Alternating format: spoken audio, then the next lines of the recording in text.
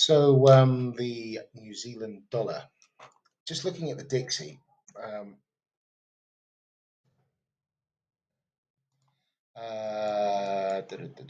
right, some good pressure coming in here, and we would expect a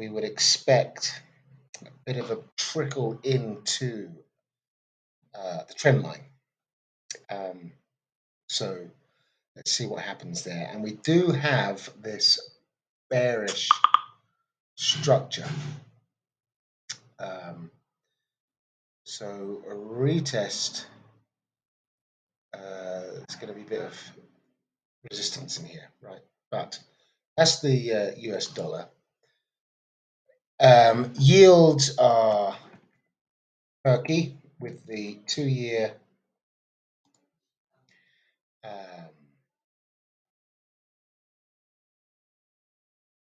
up in here. Again, a bit of a pullback expected, a bit of a deeper retracement. We're way off track in terms of the trend line. So you'd expect it to come back in. And the same goes there with the 10 years. They've already come into the trend line somewhat, leveling off a little bit. But let's see if we can't see those go higher. So getting back on the Kiwi then, and the same would go for the Aussie, similar scenario. Anyway, let's stick with the Kiwi because that's what we're doing the charts. So, excuse me. We've got this W formation stalling here, potentially going to head higher. Potentially can head higher.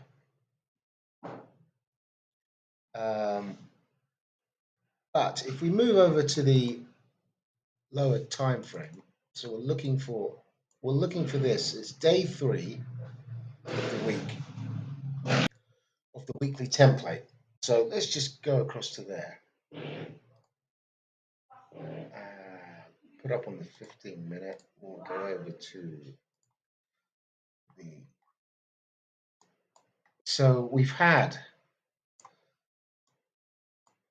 day 1 buying activity, day 2 buying activity on Tuesday. We're now into day 3. We're up on the 3rd level. We've pierced 57. We've had a we've pulled in breakout traders up there. We've dumped into those, and then the market's creeping back up in this bearish flag scenario. Now, I'm not saying that it's going to stall here. This is just to remind me of the bias to the downside. We can have a retest in here. We can easily go higher. We don't know yet, but we'd be looking for a lower fractal high to give us. Here's a fractal high indicated by this indicator here. Fractals high, low highs and high lows. So a double fractal is a lower high on the red ones, yeah. So sorry, a higher high. Oh, let me get this right. Hold on. Yeah, so the double arrows are a lower high. These are the higher highs, right? So we're looking for another double fractal on the next swing. So we'll see what happens, and that would indicate that this trend is decelerating. So we've already seen that it's broken the trend line. So day 3, we're looking to come up the stairs and go down the escalator. That's what Stacey Burt always says, right? So, and it makes a lot of sense. So there we are. And then it'll be rounding off this sort of head and shoulders type scenario. And the thesis is that we've got all these long positions that need to be cleared out, worked into before the week is out. So we've potentially had our low of the week. It could move all the way down and create a new low. We've potentially had the high of the week. This could blow off and move up, or this could just continue up. But we'd only be shorting at bearish structure when all the rules and when the setup presents itself. So this coincides with an earlier video that I put out there ahead of the London Open yesterday. We had a bit of a blow off in London, only to reverse course in the US, taking up breakout traders into the 57 handle to work them out again,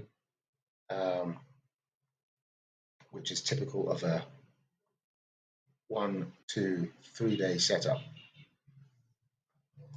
So we have our box. This is our sort of our channel, and adding 2 positions on the way down, trying to get to the top of the box, trying to get an entry up high, preferably around here for the move lower.